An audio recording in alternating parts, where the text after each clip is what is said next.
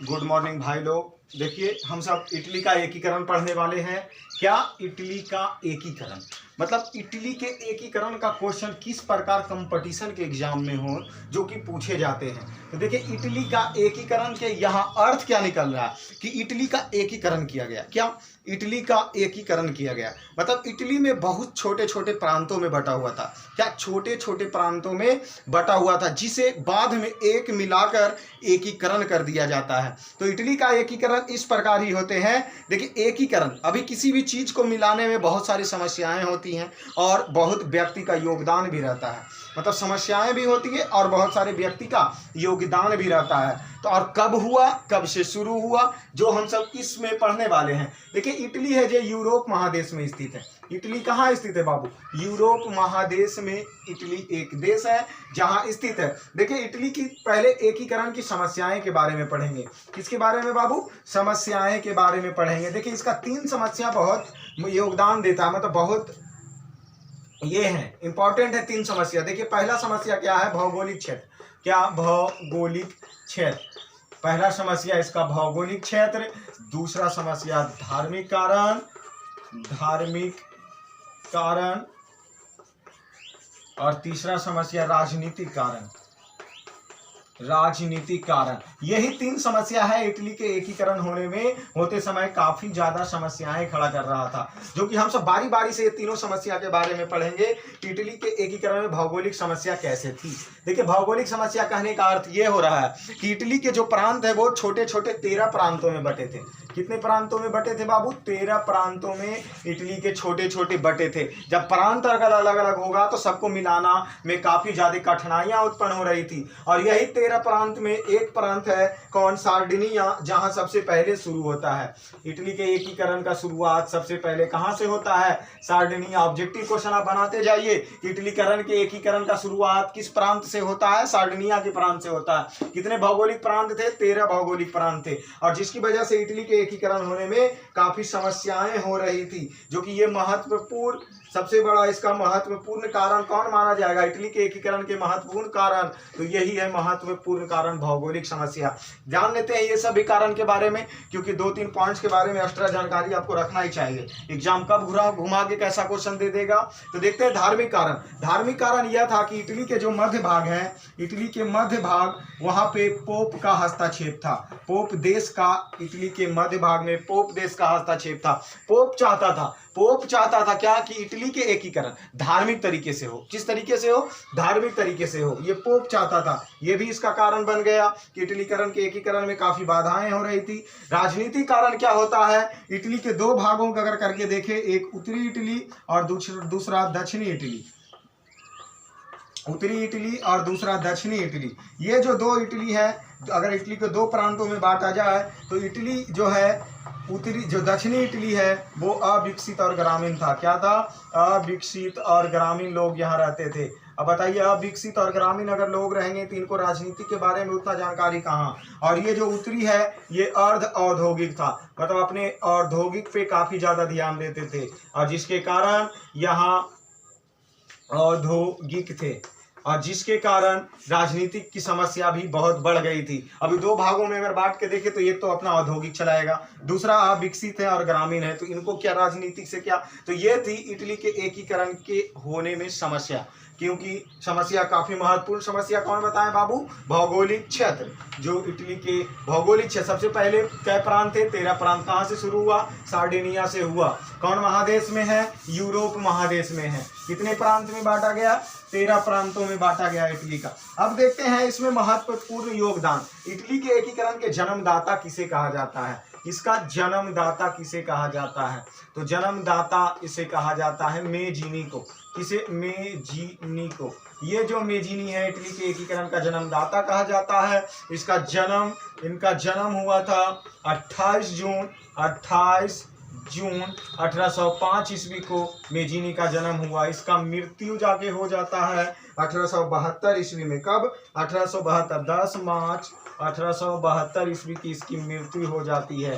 देखिए ये है जो एक साहित्यकार और गणितज्ञ थे। साहित्यकार और क्या थे? साहित्यकार और गणितज्ञ थे, जो पॉइंट्स हमें मिले उस पॉइंट्स के बारे में पहले डिटेल लेते चलना है, क्योंकि एग्जाम में हो सकता है क्वेश्चन कुछ भी पूछा जाए कंपटीशन के एग्जामों में।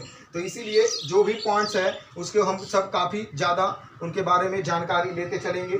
देखिए मेजीन का एक कार्य होता है कि यह 1831 ईस्वी में युवा इटली की स्थापना करती है। युवा इटली की स्थापना करती है, और ये युवा इटली की स्थापना इसलिए करता है कि जो मेजीनी है वो युवा शक्ति पर काफ़ी ज़्यादा विश्वास रखता था। इसीलिए 1831 ईस्वी में युवा इटली की स्थापना किसने किया? मेजीनी ने किया। इटली के युवा इटली की स्थापना किसने किया बाबू? मेजीनी ने किया। देखिए ये चाहता था, मेजीनी चाहता था कि जो इटली का एकीकरण हो, जो समाज में क्रांति लाना है, वो क्रांति का नेतृत्व कौन करे? युवा लोग करे। मतलब समाज में जो क्रांति लाना है उसका नेतृत्व कौन करे? तो युवा लोग ही करें। देखिए इसी के बीच में एक 1820 ईस्वी में एक पार्टी की स्थापना होती है, कार्बोनरी। क्या? कार्बोनरी। देखिए क्वेश्चन आपसे ये पूछेगा, कार्बोनरी के संस्थापक किसे माना जाता है? गीवर्टी को कार्बोनरी का संस्थापक माना जाता है। कार्बोनरी का संस्थापक कौन? गीवर्टी। कार्बोनरी का स्थापना कब हुआ? 1820 ईस्वी में। देखिए कार्बोनरी का स्थापना इसलिए किया जाता है कि जो भी छापेमारी के तरीके से युद्ध को रोकना। क्या? युद्ध को रोकना, इसका उद्देश्य ही रहता है कि छापेमारी कर युद्ध को रोकना। देखिए मेजीन का इस प्रकार महत्वपूर्ण कार्य हुआ, जो कि मेजीन होते हैं जो युवा इटली का एकीकरण, लेकिन इनके संभव नहीं हो पाते हैं। मतलब इटली के एकीकरण करने में ये असफल हो जाते हैं। इसके बाद दूसरा व्यक्ति का नाम आता है इसी में, काउंट काबूर, क्योंकि इटली के एकीकरण में 3 व्यक्ति महत्वपूर्ण। कितने व्यक्ति? 3 व्यक्ति महत्वपूर्ण। कौन कौन? तो पहला मेजीन, दूसरा काउंट काबूर, तीसरा गैरीबाल्डी। कौन? गैरीबाल्डी। तो अभी हम सब मेजीन के बारे में पढ़े, दूसरा व्यक्ति इसी के बारे में पढ़ते हैं। क्या? काउंट काबूर। देखिए काउंट काबूर जो इटली के एकीकरण में काफी ज्यादा योगदान ये भी देते हैं। यह एक कूटनीतिज्ञ था, सफल कूटनीतिज्ञ। देखिए कूटनीतिज्ञ के बारे में हम आपको बाद में बताएंगे, पहले इसका पॉइंट्स आप समझ लीजिए। काउंट काबूर एक सफल कूटनीतिज्ञ था, जो कि काउंट काबूर का जन्म जाके होता है 10 अगस्त। इनका जन्म होता है 10 अगस्त 1810 ईस्वी में।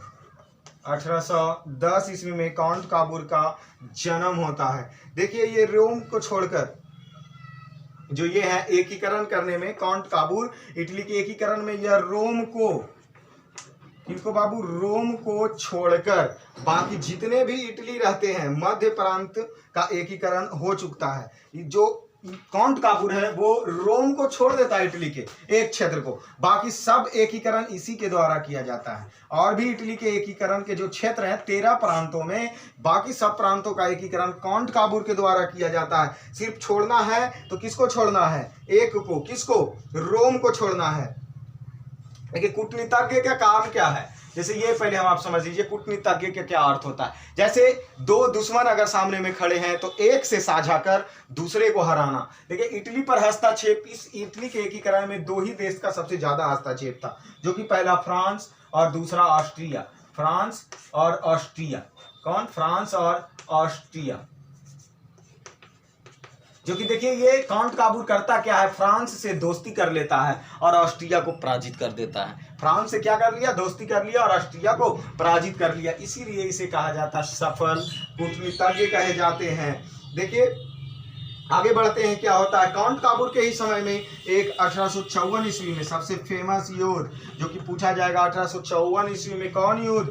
क्रीमिया के युद्ध। क्रीमिया के युद्ध कब हुआ? 1854 ईस्वी में क्रीमिया का युद्ध होता है। लेकिन अंतरराष्ट्रीय, देखिए इसी युद्ध में, जो क्रीमिया का युद्ध होता है, इसी युद्ध में 1854 ईस्वी में काउंट काबूर है जो इटली की अंतरराष्ट्रीय समस्या बताता है। कौन समस्या बताता है बाबू? अंतरराष्ट्रीय समस्या बताता है। कौन? कॉन्ट काबूर, जो कि इसी तो क्वेश्चन इस प्रकार पूछा जाएगा कि कॉन्ट काबूर, पहले तो यह पूछा जाएगा कि इटली के एकीकरण को अंतरराष्ट्रीय समस्या किसने बताया? तो कॉन्ट काबूर ने बताया। कब बताया? 1854 ईस्वी में बताया। किस युद्ध में बताया? तो क्रीमिया के युद्ध में अंतरराष्ट्रीय समस्या बताता है कॉन्ट काबूर। देखिए तीसरे व्यक्ति का नाम हम सब पढ़ने वाले हैं, जो कि वो है गैरीबाल्डी। कौन बाबू? दूसरे व्यक्ति कॉन्ट काबूर हो गए, तीसरे व्यक्ति गैरीबाल्डी। गैरीबाल्डी तीसरा कौन बोले? गैरीबाल्डी, तीसरा व्यक्ति गैरीबाल्डी। देखिए गैरीबाल्डी से किस प्रकार क्वेश्चन पूछे जाते हैं। देखिए गैरीबाल्डी ने 1854 ईस्वी में जो क्रीमिया का युद्ध हुआ था उसमें भाग लेकर अंतरराष्ट्रीय समस्या, तो कौन पहले आप 1854 ईस्वी में कौन युद्ध? क्रीमिया के युद्ध। उस युद्ध को अंतरराष्ट्रीय समस्या किसने बताया? कॉन्ट काबूर ने बताया। जिन इटली के एकीकरण में कितने व्यक्ति भाग लिए थे? मेजीनी, कॉन्ट काबूर और तीसरा गैरीबाल्डी। अभी हम सब गैरीबाल्डी के बारे में पढ़ने वाले हैं, कॉन्ट काबूर के बारे में पढ़ लिए। देखिए गैरीबाल्डी है जो लाल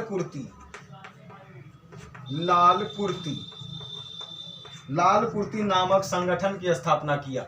लाल कुर्ती नामक संगठन की स्थापना किया। देखिए युवा इटली की स्थापना किसने किया था? मेजीनी ने। लाल कुर्ती नामक संगठन की स्थापना किसने किया? तो गैरीबाल्डी ने। ये दोनों संस्था आपको याद रखना होगा। इनका जो जन्म होता है 1807 ईस्वी में होता है।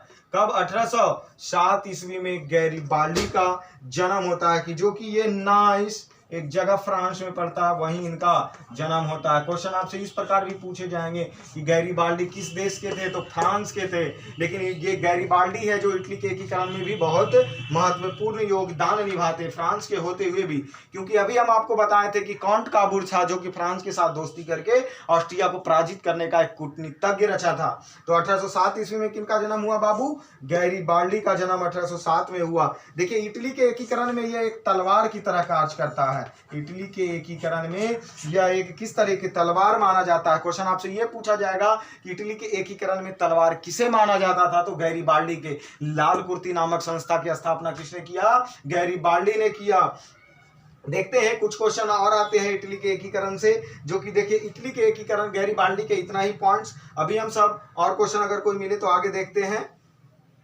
देखिए यही गैरीबाल्डी है, क्वेश्चन इसका और ले लीजिए। गैरीबाल्डी है जो कि कहाँ का है? फ्रांस का है। तो ये देखिए ये भी इटली पर आक्रमण करता है। कब? 1862 ईस्वी में। 1862 ईस्वी में इटली पर ये आक्रमण करता है। गैरीबाल्डी आक्रमण करता है, जो कि इसके विरोध में, इसको विरोध में रोकने के लिए जो कॉन्ट काबूर आते हैं, इसको रोकेगा कौन? रोकने के लिए आते हैं कॉन्ट काबूर।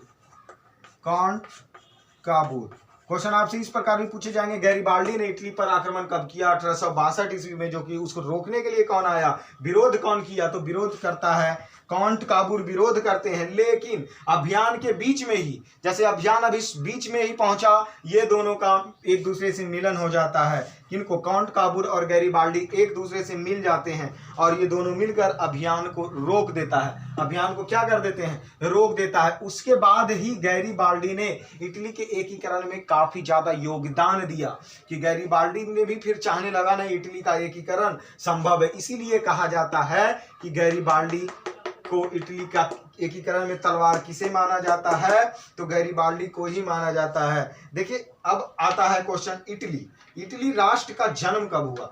यहां तक गैरीबाल्डी का क्वेश्चन निकल गया और कुछ नहीं है गैरीबाल्डी के बारे में। लाल कुर्ती नामक संगठन की स्थापना की 1862 में। जो युद्ध होता है उसी युद्ध में गैरीबाल्डी किससे मिलते हैं? कॉन्ट काबूर से मिलते हैं। देखिए यही क्वेश्चन एक पूछा जाता है, इटली राष्ट्र का जन्म कब हुआ? ये इसका जन्म तो कब युद्ध हुआ था? इधर 1862। लेकिन इसमें इसका जन्म हम सब अगर लेंगे तो 1860 ईस्वी में, 2 अप्रैल 1860 ईस्वी में, 2 अप्रैल 1860। क्योंकि पहले ही बता चुके थे कि इटली के एक जगह को छोड़कर, जो कि उसके बाद बाकी सब पर कॉन्ट काबूर ने पहले ही एकीकरण कर दिया था, बाकी बचा था एक ही क्षेत्र जिसमें गैरीबाल्डी की सहायता से उसे भी ये कर देता है, एकीकरण कर देता है। देखिए इटली का राजधानी, जो कि इसकी राजधानी कहाँ है आपको पता होना चाहिए, आप सब जानते ही होंगे।